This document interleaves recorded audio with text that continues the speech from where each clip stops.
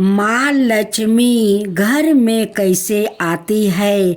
हमें नित प्रातः काल जल्दी उठना चाहिए और रात को भी जल्दी सो जाना चाहिए।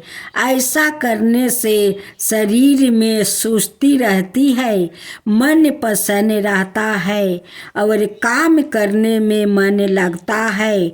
जो बालक सूर्य उदय होने के बाद तक सोते रहते हैं वो सादा रोगी, निकम्मे और वृद्ध रहते हैं।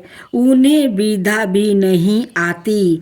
नित उठकर अपना माता पिता, बड़े भाई बहनों और घर के अन्य जनों को प्रणाम करो। जो बालक माता पिता की आज्ञा मानते और सेवा करते हैं वो सदा सुखी रहते हैं। उठने के बाद अपने घर का बिस्तर आदि ठीक करो। हमें घर की सफाई पर बड़ा ध्यान देना चाहिए। हमें शाम को दीप जलाकर घर को रोशनी करना चाहिए ताकि माँ लक्ष्मी घर में आ सके। हम मकान को साफा करते हैं और करते हैं कि जो घर जितना साफ होता है उस घर में उतनी ही प्रसन्नता से लक्ष्मी जी आती है। यदि हम नित मकान साफ रखेंगे तो नित लक्ष्मी जी हमारे घर में निवास करेगी। साफ मकान का हृदय पर बड़ा प्रभाव पड़ता है। तुम भी अपनी माता जी की, बहन जी की और नौकरों की इस कामों में मदद कर सकते हो। प्रत्येक वस्तु ठीक स्थान पर रखनी चाहिए। घर की वस्तुओं को गंदा नहीं करना चाहिए। घर साफा करते समय हमें पड़ोस गली कुचरे की सफाई का भी ध्यान रखना चाहिए। हमने किसी कामों से पड़ोसियों को या साथियों को चोट नहीं पहुंचानी चाहिए। नित दिन मकान के साथ साथ शरीर की सफाई भी आवश्यक करनी चाहिए। नित स्नान करने से शरीर में फुर्ती आती है, सुस्ती दूर हो जाती है और काम करने में मन लगता है। शरीर और घर की सफाई के बाद रोज भगवान का ध्यान करना चाहिए और नित अच्छे कार्य करने का संकल्प करना चाहिए। बाद में कुछ नाश्ता करके पाठशाला का काम करना आवश्यक है। पढ़ने लिखने में जरा भी सुस्ती नहीं करनी चाहिए। बिना विद्या के मनुष्य जानवरों के ही समान होता है। उसके सिर पे पूछ नहीं होती। यदि तुम अपना नित का पाठ याद करो लोग तो मास्टर जी की भी प्रसन्नता होकर तुम्हें प्यार करेंगे और तुम भी गुणवान बनोगे। खेल के समय खेलना भी चाहिए, इससे शरीर में बल आता है। कभी किसी को दुख नहीं देना चाहिए, कभी किसी की चुगली नहीं करनी चाहिए, किसी को कोई चीज़ चुरानी नहीं चाहिए और सबसे प्रेम करना चाहिए। कभी बेकार मत बैठो। अपने लिए या संसार के लिए कुछ ना कुछ उपयोगी काम करो। अपने कामों से सदा दूसरों को प्रसन्नता रखो। सदा अच्छे बालकों के साथ रहो और दूसरों की भलाई करो। कभी दूसरे की चीज़ नहीं उठानी चाहिए और ना कभी दूसरों के पास से किसी चीज़ों को देखकर वैसी ही वस्तु प्राप्त करने की माता पिता को कभी परेशान नहीं करना चाहिए। जो मिले उसी पर संतोष करना चाहिए। अपने साथियों को सदा सुख पहुंचाने की कोशिश करनी चाहिए। उनके दुखों में दुखी और सुखों में सुखी होना चाहिए। दीन दुखियों की सदा सहायता करनी चाहिए। यदि हमें सड़क पर कोई अंधा लंगड़ा लूला या अपाहिज मिले तो उसकी सहायता करनी चाहिए। ईश्वर की बनाई हुई प्रत्येक वस्तुओं से प्रेम करना चाहिए। ऐसा करने से चीज प्रसन्नता रहता है और ईश्वर के प्रति प्रेम बढ़ता है। जो लोग इस सब आदमी को सहायता करता है उन पर ईश्वर बहुत प्रसन्न होते हैं। अगर मेरा वीडियो आप लोगों का अच्छा लगा हो तो मेरा वीडियो को लाइक कीजिए, चैनल को सब्सक्राइब कीजिए। आज आप सुने जमराज और सावित्री की कथा। मध्य प्रदेश में अश्वापति नाम के एक राजा राज करते थे। उनके एक लड़की थी। लड़की बड़ी सुंदरी और गुणवती थी। राजा अपने बेटी को खूब प्यार करते थे। सावित्री अपने पिताजी की एकलौती बेटी थी। कुछ समय बाद सावित्री बड़ी हो गई। राजा इसके विवाह कराना चाहते थे। उन्होंने कोई योग वर नहीं मिला। अश्वापति ने सावित्री से कहा, अभी तक तुम्हारे लिए कोई वर नहीं मिला है। अब तुम्हें खुद जाकर अपना वर ढूंढो। रथ पर बैठकर सावित्री अपना पति ढूंढने के लिए गई। उसके साथ बहुत से नौकर थे। चलते चलते वो जंगल में पहुंची। वहां उसने एक नौजवानों को देखा। वो लकड़ी काट रहा था। वो अचरज हुआ। वो बाण चलाने वाले को ढूंढने लगे। ढूंढते ढूंढते उन्हें एक बिलका लड़का दिखाई दिया। वो वृक्ष के नीचे बैठकर बाण चला रहा था। वो छिप कर उसका बाण चलाना देखने लगे। बाद में वो उसके पास गए। एक लवान ने उनका स्वागत किया। अर्जुन ने उसका नाम पूछा। उसने अपना नाम एक लवाए और अपने गुरु का नाम द्वारन बताया। यह सुनकर पांडवों को बड़ा अचंभा हुआ। वो गुरु द्वारन को बालक एक लावन के पास ले आए। एक लवाए इस समय भी बाण चला रहा था। द्वारन चारिया को देखते ही वो खड़ा हो गया। उसने उनका स्वागत किया। उन्हें एक आसन पर बैठाया। द्वारनाचार्य ने पूछा, बेटा तुम्हें बाण चलाना कौन सिखाता है? आप ही गुरुदेव, उसने उत्तर दिया। उन्होंने आश्चर्य से पूछा। एक लावन ने उत्तर दिया, देखिए वो सामने आपकी मूर्ति है। आपने जब मुझे धनुष विद्या सिखाना अस्वीकार कर दिया तब मैंने यह मूर्ति बनाई। इसके सामने मैं रोज बाण चलाना सीखता हूँ। मैंने जो कुछ सीखा है वो आपकी कृपा का फल है। उसकी भक्ति देखकर गुरु द्वारन प्रसन्न हो गए।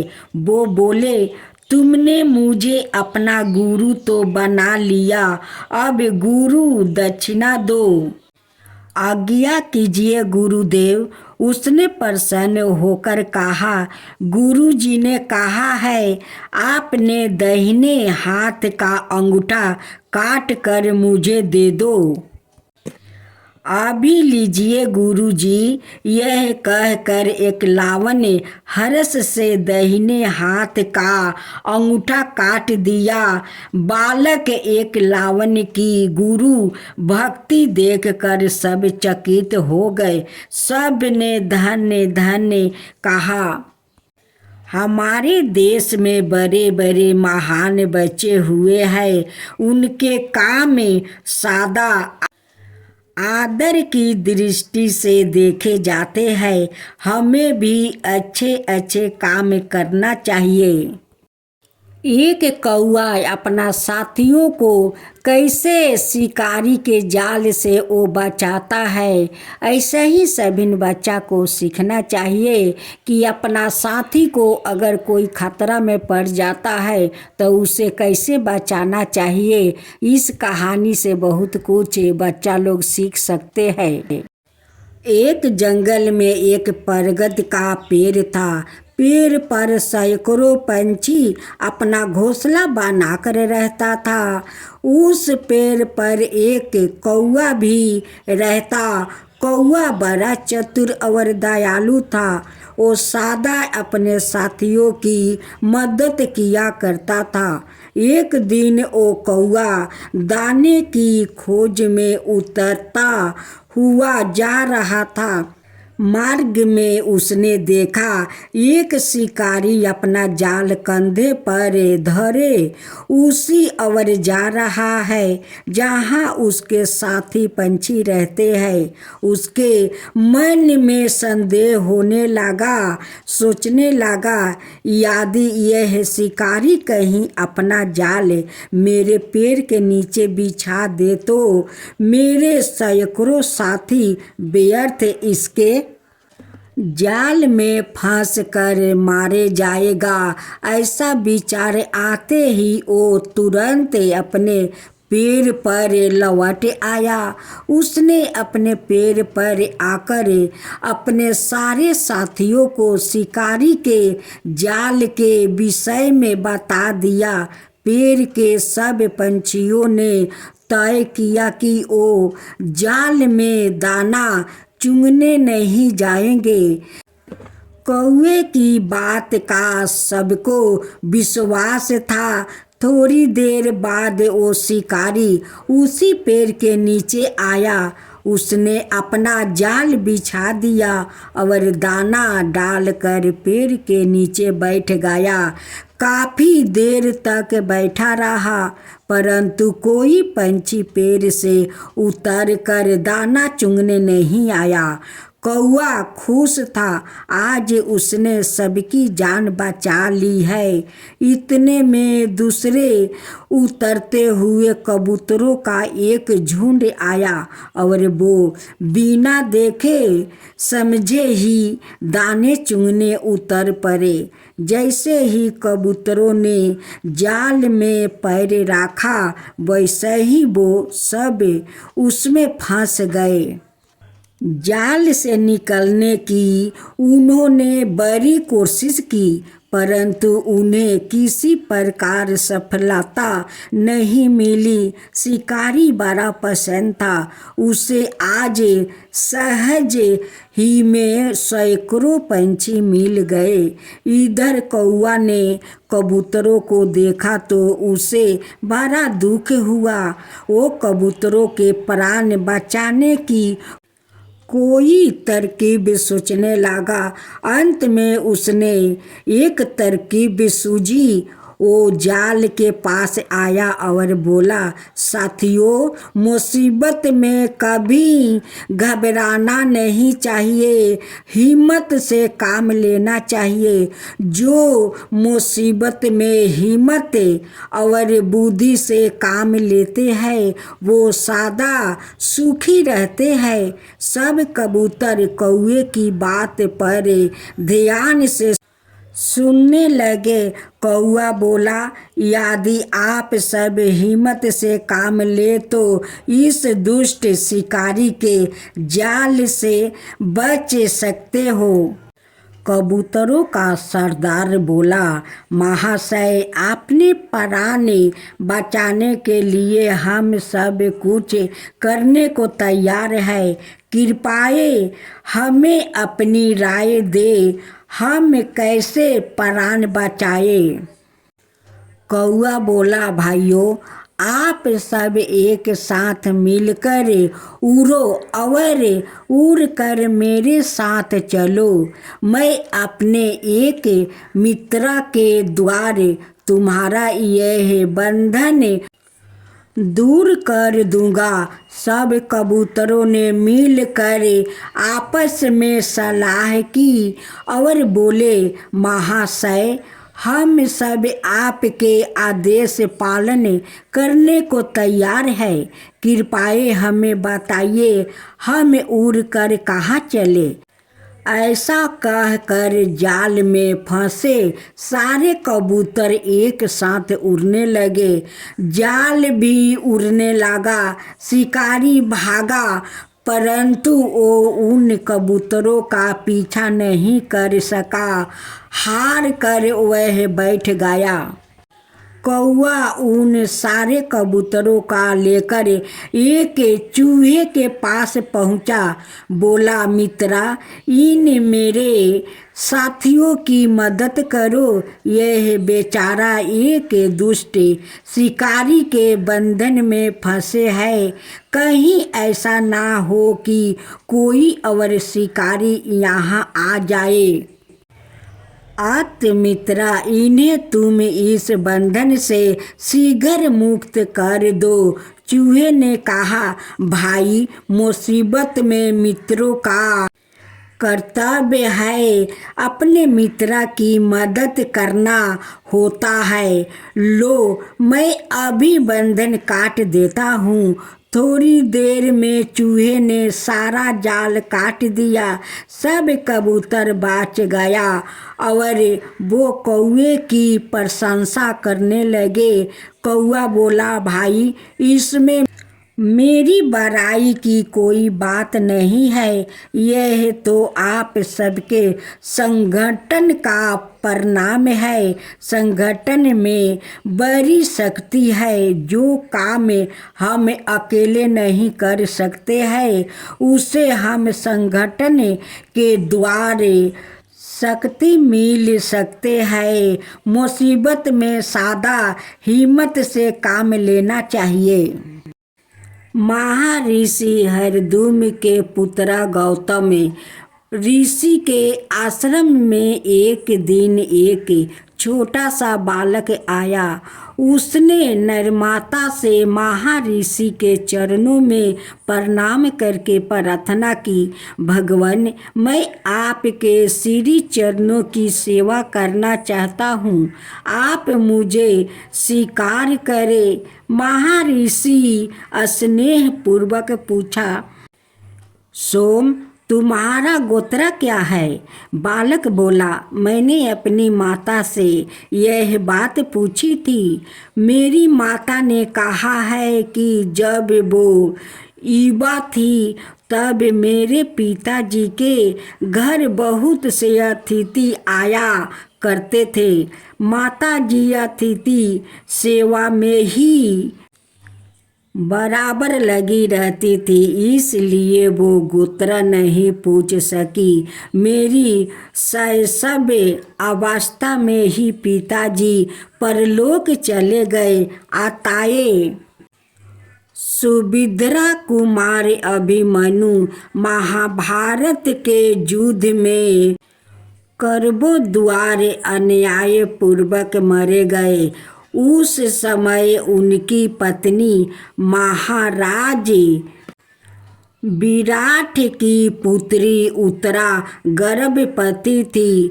महाभारत का युद्ध समाप्त हो जाने पर रात्रि के समय पांडव शिबिरी में घुस कर अश्वत्थामा ने कहा, सोते हुए वीरों को मार डाला। द्रौपदी के 5 पुत्रों का भी उसने वध कर दिया। इस प्रकार गौरवों का पांडव वंश की परंपरा एकमात्र आधार उत्तरा का वो गर्भावस्था बालक ही था। अर्जुन ने अश्वत्थामा को पराजित करके पकड़ लिया था, किंतु द्रौपदी के अनुरोध पर उसके मस्तक की मणि निकाल कर अर्जुन ने उसे छोड़ दिया। उस समय अश्वत्थामा की बुद्धि पापों से मलिन हो रही थी। उसने पांडव वंश का ही नाश करने के लिए ब्रह्मास्त्र का प्रयोग किया था। उत्तरा ने जब देखा कि एक भयंकर जलता हुआ अस्त्र उनकी ओर आ रहा है, तब वो भय से व्याकुल होकर भगवान श्री कृष्ण की चरणों में गई। भगवान ने उन्हें अभय दान दिया और बालक की रक्षा के लिए वो सुरक्षा रूप से उत्तरा का गर्भ में पहुंच गया। उत्तरा के गर्भावस्था बालक ने अंगूठे के बराबर भगवान को अपने पास देखा। भगवान का सामवरण श्री अंग बड़ा ही सुंदर था। उनके शरीर पर बिजली के समान पीतांबर शोभा पा रहा था।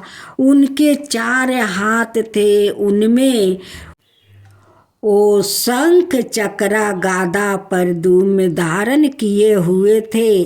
अपनी गदा को चारों ओर घुमाकर अस्त्र से बालक की रक्षा कर रहे थे। बालक 10 महीने तक बराबर भगवान को देखता रहा और सोचता रहा कि यह कौन है। जन्म का समय आने पर भगवान अदृश्य हो गए। बालक पर ब्रह्मास्त्र का थोड़ा सा प्रभाव पड़ गया। वो मारा हुआ सा उत्पन्न हुआ। भगवान श्री कृष्ण समाचार पाकर प्रसूति कारागार में आए और उन्होंने बालक को जीवित कर दिया। बालक ने गर्भ में यह परीक्षण करना चाहा था कि यह कौन है। अतः परीक्षित नाम रख दिया गया। परीक्षित बड़े धर्मात्मा भगवत तथा विनी थे। वो एक बार शमीक मुनि के आश्रम गए। उस समय मुनि ध्यान मगन थे। परीक्षित ने कौतुक बस पास में पारा हुआ मारा सर्प मुनि के गले में डाल दिया। मुनि के पुत्र ने समाचार पाकर श्राप दिया कि राजा को 7वां दिन तक्षक काट लेगा। राजधानी में पहुंचकर राजा को बड़ा दुख हुआ कि मैंने मारा हुआ सर्प मुनि के गले में डाल दिया। मुनि के पुत्र समाचार पाकर श्राप दिया कि राजा को 7वें दिन तक्षक काट लेगा। राजधानी में पहुंचकर राजा को बड़ा दुख हुआ कि मैंने मारा हुआ सर्प मुनि के गले में डाल दिया। श्राप का समाचार मिलने पर उनका ना तो बुरा लगा और ना भय ही हुआ। वो बहुत प्रसन्न हुआ। अपने पुत्रा जन्मे जय को राज देकर वो गंगा किनारे अनशन करते हुए बैठ गए।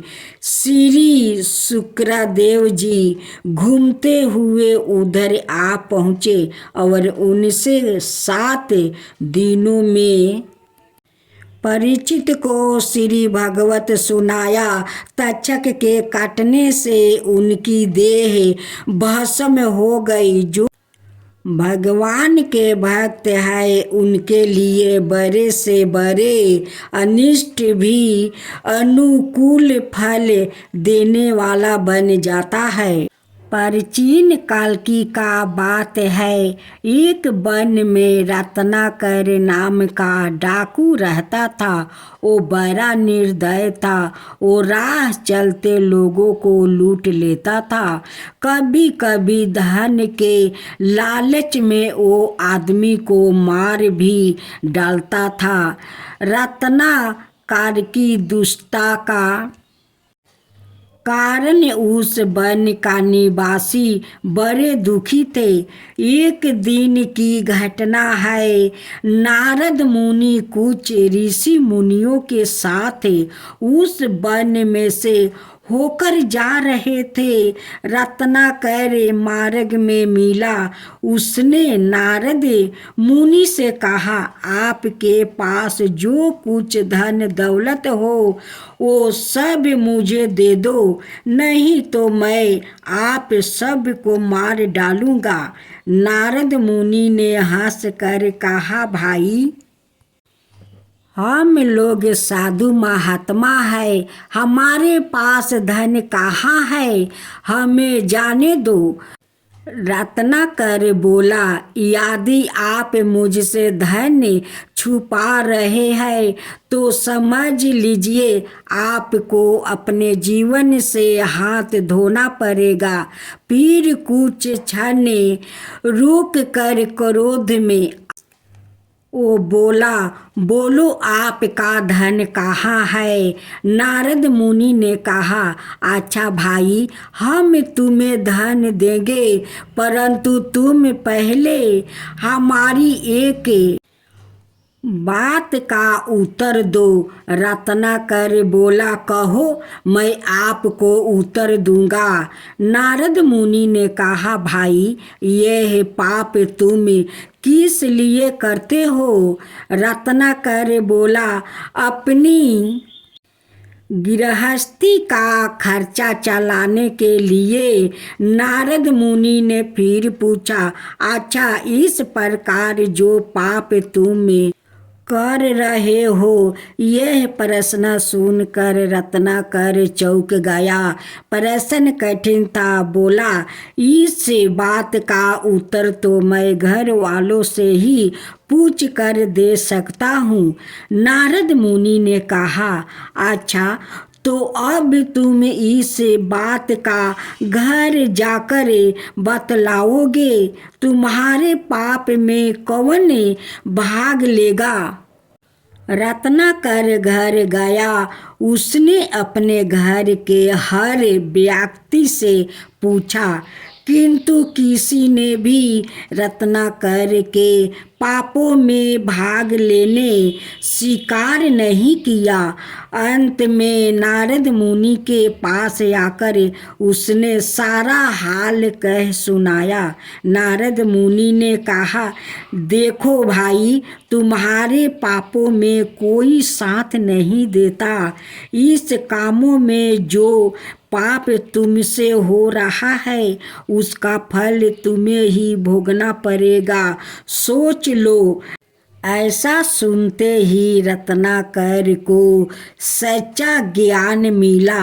उसने तुरंत घर छोड़ दिया और नारद मुनि से प्रार्थना करके कहने लगा, मुनिवर, मैं जीवन में बहुत पाप कमाया है। मेरा अब उद्धार कैसे होगा, उपाय बताइए। नारद मुनि ने रतन कर को हृदय से लगा लिया और उसे भगवान का भजन करने का ढंग बताया। रत्नाकर ने घोर तपस्या की, उसका जीवन ही बदल गया। अब उसका नाम रत्नाकर से बदल कर वाल्मीकि हो गया। वही वाल्मीकि ऋषि थे जिन्होंने सबसे पहले संस्कृत में रामायण लिखी है। महर्षि वाल्मीकि ने भगवान के लिए बड़ी तपस्या की। संसार के समस्त ज्ञान महर्षियों को भगवान ने दे दिया। उनकी तपस्या का ही यह फल था जिसके कारण आज वो संसार में अमर है। उनकी रामायण आज घर घर में भक्ति का प्रकाश कर रही है। जन्म से ही कोई मनुष्य महान नहीं बनता, मनुष्य के कर्म ही मनुष्यों को पतन और उत्थान की ओर ले जाते हैं।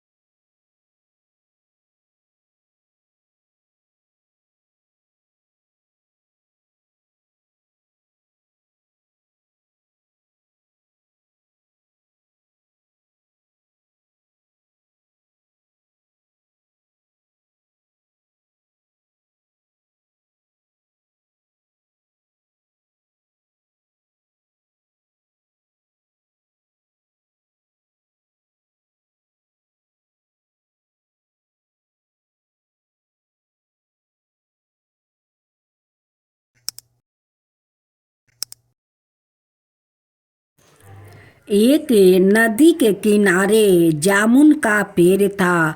उस पर एक बंदर रहता।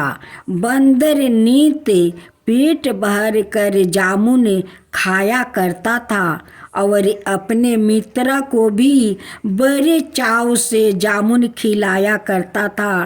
पेड़ के जामुन बड़े मीठे थे, इसलिए वो दूर दूर तक प्रसिद्ध था। एक दिन एक मगर नदी से निकलकर उस पेड़ के नीचे आ बैठा। उसे देख कर बंदर बोला, भाई जल राजा स्वागत है, लीजिए इस पेड़ के मीठे जामुन खाइए। यह कह कर उसने बड़े प्रेम से पेड़ के पके पके जामुन तोड़ कर मगर को खाने के लिए दिया। मगर देर तक जामुन खाता रहा।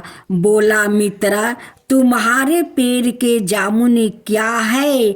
अमृत फल है। मैंने जीवन में कभी इतने मीठे फल नहीं खाए।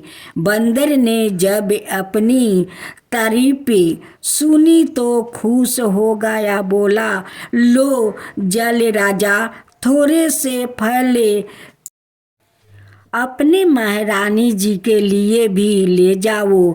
मगरमच्छ बहुत प्रसन्न होकर घर लौट गया। इस तरह मगर प्रत्येक दिन नदी के किनार पर आकर जामुन खाता और रोज अपनी पत्नी के लिए कुछ फल घर ले आता। एक दिन मगर की पत्नी पूछा, आप यह फल कहाँ से लाते हैं? मगर बोला, यहाँ से कुछ दूर नदी के किनार पर एक जामुन का पेड़ है। उस पेड़ पर मेरा मित्र रहता है। यह फल वही रोज मुझे देता है।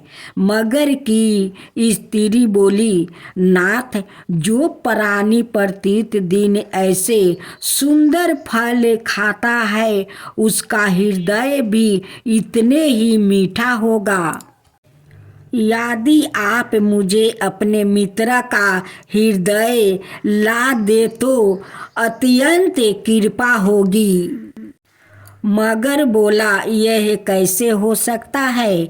वो मेरा मित्र है। मित्र को धोखा देना पाप है। यह मैं नहीं कर सकता। मगर की स्त्री रूठ गई। वो मगर को तरह तरह के दोष देने लगी। वो हार कर मगर बंदर के पास पहुंचा। बंदर ने जब मगर को दुखी देखा तो पूछा, कहिए जल राजा, आज आप उदास क्यों है? घर में तो सब कुशल है। तो चतुराई से मगर बोला, हाँ भाई, घर में तो सब ठीक है। तुम्हारी भाभी जरा नाराज है। बंदर बोला, भाभी जी क्यों नाराज है? मगर बोला, देख मित्रा, तू हमें रोज जामुन खिलाते हो। हमने आज तक तुम्हें कुछ नहीं खिलाया। इसी बात को लेकर तुम्हारी भाभी नाराज है। इसलिए मित्रा, आज कृपा करके मेरे साथ घर चलो। बंदर बोला, जल राजा, यह तो ठीक है, परंतु मैं आपके साथ कैसे चल सकता हूँ? मुझे तैरना तो आता नहीं है। मगर बोला, इसकी चिंता मत करो, मैं आपको अपनी पीठ पर बैठाकर घर ले जाऊंगा। बंदर तैयार हो गया और पेड़ से उतर कर मगर की पीठ पर बैठ गया। मगर पानी में तैरने लगा। मगर जब बीच धार में पहुंच गया तब बंदर से हंस कर बोला, मित्रा, सच बात तो यह है कि मेरी पत्नी को तुम्हारा हृदय खाने की इच्छा है। इसलिए दावत का तो मैंने तुमसे बहाना किया था। बंदर सोचने लगा। उसने चारों ओर निगाह दौड़ाई, परंतु बीच धार में होने के कारण उसे अपने बचाने का कोई उपाय नहीं सूझा। बंदर चालाक था, इसलिए बोला, जल राजा, इससे अधिक और मुझे क्या खुशी होगी कि मेरी भाभी मेरा हृदय खाए, परंतु आपने मुझे यह पहले नहीं बताया। मेरा हृदय तो उस जामुन के पेड़ पर लटका हुआ है। यदि आप मुझे वहाँ ले चलो तो मैं आपको अपना हृदय दे सकता हूँ। मूर्ख मगर ने सोचा कि इस बंदर का बिना हृदय के क्या होगा, इसलिए वो बंदर की बातों में आ गया और जामुन के पेड़ के पास लौट आया। बंदर जब पेड़ पर पहुंच गया तब मगर से बोला, जल राजा, आज मुझे मालूम हुआ कि दुष्ट मित्र की बातों पर आदमियों को कभी विश्वास नहीं करना चाहिए और धोखाबाज मित्र से मनुष्य को सादा सावधान रहना चाहिए। अरे मूर्ख, कहीं पेड़ पर भी हृदय लटका करते हैं। यह तो अपने प्राण बचाने की एक तरकीब थी। जा जा, अब यहाँ कभी मत आना। मगर अपना मुंह लेकर चला गया। अगर मगरमच्छ यह बात नहीं बताता तो मगरमच्छनी तो बंदर को खा ही जाती। लेकिन बंदर तो चतुर चालाक था कि उस लिए मगरमच्छ को बोला कि मेरे हृदय तो उस गाछ पर लटका है, मुझे वहाँ पर ले चलो, अब मेरा हृदय तुम ले जाओ। बंदर तो अपना गाछ पर आ गया, मगरमच्छ को उल्लू बना दिया। अगर आपका कोई सामान छीन गया हो, अगर धन छीन गया हो और वो आदमी नहीं लौटा सकता है, तो अपना सामान इसी बंदर के तरह चालाकी के साथ अपना सामान ले सकते हो, धन भी ले सकते हो और उस आदमी को मूर्ख भी बना सकते हो। अब दूसरा अध्याय कथा सुने। श्रवण कुमार जाति के वैश्या थे। इनके माता पिता अंधे थे। बड़ी तत्परता से, पूर्ण श्रद्धा से उनकी सेवा करना वो अपना परम कर्तव्य समझते थे। तीर्थ यात्रा का परमोत्कृष्ट कर्तव्य श्रवण ने अपने ही कंधों के द्वारा पूर्ण किया। ब्रह्मणोत्तर के लिए भिक्षा याचना पर भी प्रतिबंध है। यदि कोई सबर इच्छा से भिक्षा दे देते तो वो ग्रहण कर सकता है। अनाथ नहीं, पर श्रवण बनी कंद मूल के आधार पर अपना और माता पिता का काम चलाते थे। इस प्रकार तीर्थ यात्रा करते करते श्रवण अयोध्या पहुँचे। वहाँ रात्रि के समय माता पिता को प्यास लगी। श्रवण अपनी तुम्बी लेकर सरजुग तट पर गए। धर्म असमस्त कार्य से धर्मी की कीर्तय भी पाए में हो जाता है। शास्त्र प्रदत्त पादित नियम अनुसार युद्ध को छोड़कर अन्यत्र कहीं भी हाथी को मारना पाप है। दूसरी मर्यादा यह भी है कि केवल अनुमानित कार्य अकार्य है। महाराज दशरथ आखेट के लिए निकले थे। अयोध्या के समीप वनों में उन दोनों जंगली हाथी रहते थे। श्रवण ने पानी में अपना डिब्बा डुबाया, तब उससे जो शब्द हुआ उससे महाराज दशरथ अनुमान किया कि कोई हाथी पानी पी रहा है। अनुमान पर ही उन्होंने शब्द वेदी बाण शब्दों के आधार पर चला दिया। बाण श्रवण की छाती में लाग गया। माता पिता का भक्त बालक श्रवण चीख मार कर गिर पड़ा। वेदना से ग्रहण लाग गया। चीख सुनकर दशरथ उसी अवर गए जहाँ भक्त श्रवण पारा छटपटा रहा था। अस्त बंद रह गए, देखा बल कलधारी, कोई बालक है जल पात्रा रीचत है। सरवन ने देख कर कहा, महाराज मैंने तो आपका कोई अपराध कभी नहीं किया था, फिर आपने मुझे क्यों मारा? मेरे माता पिता अंधे हैं, उनके लिए मैं पानी लेने आया था। वो मेरी परीक्षा कर रहे होंगे। उन्हों क्या पता कि मैं यहाँ इस प्रकार पड़ा हूँ। मुझे अपनी मृत्यु का दुख नहीं, किंतु मुझे अपने माता पिता के लिए दुख है कि वो प्यासे है। आप जाकर उन्हें जल पिला दे और यह समाचार भी सुना दे।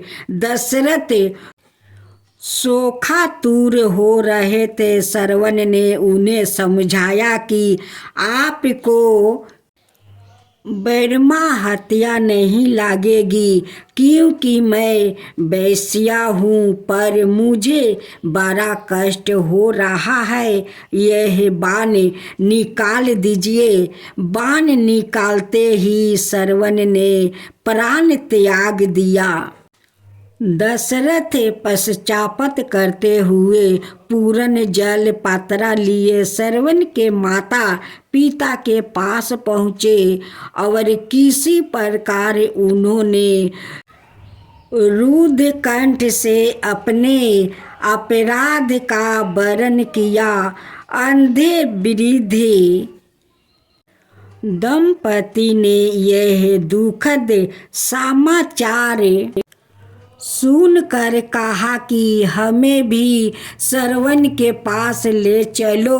महाराज दशरथ ने दोनों को कंधे पर बैठाया और वहां पहुंचाया, जहां पर सरवन मृत्यु के ग्रस्त बन चुका था। आश्चर्यचकित नेत्रों से दशरथ ने देखा कि मुनि कुमार सरवन माता पिता की सेवा के फल से स्वर्ग को जा रहे हैं। सरवन ने माता पिता को आश्वासन दिया, आप लोग की सेवा से मुझे यह उत्तम गति प्राप्त हुई है। आप लोग शोक ना करें, शीघ्र ही आप लोग भी मेरे पास आ जाइएगा। तत्पश्चात उन्होंने सरवन के अंत्येष्टि कार्य की लौकिक रीति संपन्न कर सरयुग में स्नान किया और जली दी। अंतिम समय में उन्होंने दशरथ को श्राप दिया, जिस तरह हम पुत्र शोक में मर रहे हैं, वैसे ही तुम भी पुत्र शोक में मरेगा। यही हुआ। दशरथ श्री राम को वियोग में ही मेरे सच्चे है माता पिता के सेवा के इस प्रकार अपने कुल का गर्व बढ़ाकर शर्त गति प्राप्त करते हैं।